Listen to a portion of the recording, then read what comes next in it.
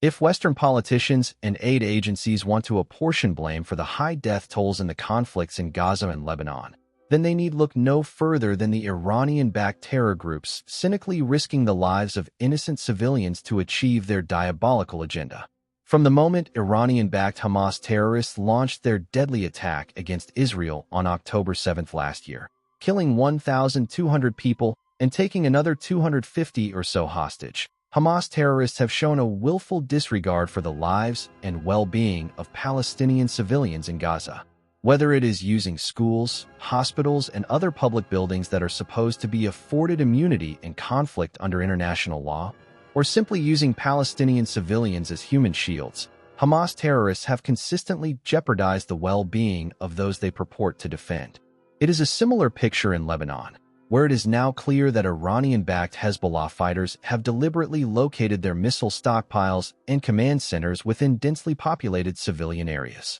While the Israel Defense Forces, IDF, have implemented a range of measures in both Gaza and Lebanon to avoid civilian casualties, which includes encouraging civilians to leave their homes in advance of military action, Western politicians and aid agencies invariably blame Israel for any civilian casualties, when they should really be blaming the Hamas and Hezbollah terrorists who deliberately put their own people in harm's way in the first place. Western governments and the significant sections of the media are simply not subjecting civilian casualty rates in Gaza and Hezbollah to sufficient scrutiny. In Gaza, for example, where most of the casualty figures are provided by the Hamas-run health ministry, Western politicians all too frequently assume that the claims that more than 40,000 Palestinian civilians have been killed as a result of Israeli military action at face value. No mention is made of the fact that a significant proportion of those casualties are in fact Hamas terrorists who have been killed fighting against the IDF.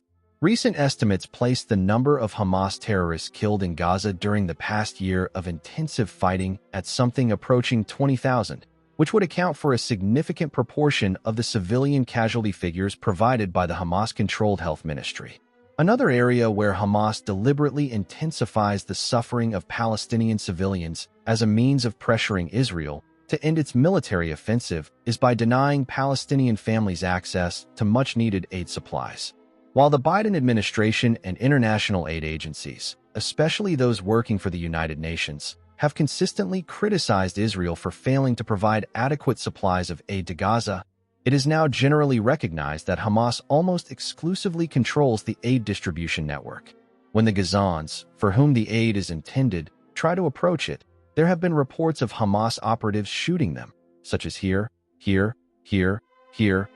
here.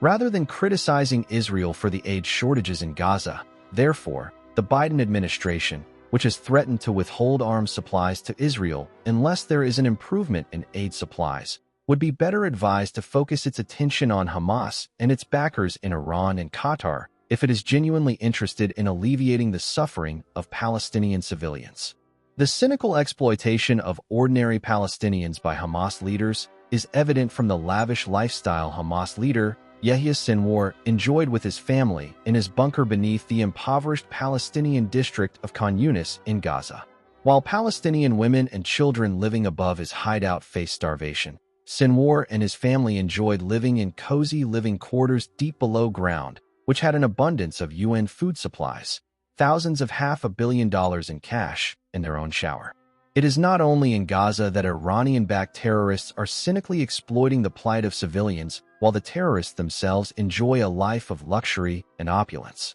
It is a similar story in Lebanon, where the latest revelations show that Iranian-backed Hezbollah leaders have been hiding hundreds of millions of dollars, including $500 million reportedly belonging to Hezbollah's recently assassinated Secretary General Hassan Nasrallah, in cash and gold in a money bunker located under a hospital in Beirut. According to the latest details provided by the IDF, the treasure trove was funneled from Iran as part of an arrangement with the terror group's former leader Hassan Nasrallah, who was killed in an Israeli airstrike this year. The revelations about the cash hoard comes in the wake of allegations that Hezbollah has been deliberately storing its arsenal of long-range missiles in civilian homes to avoid detection by the IDF. This has prompted the Israelis to make repeated warnings to Lebanese civilians in the area to leave their homes ahead of possible Israeli military action. Given the willingness of Iranian proxies such as Hamas and Hezbollah to sacrifice the well-being of civilians for their own perverse ends,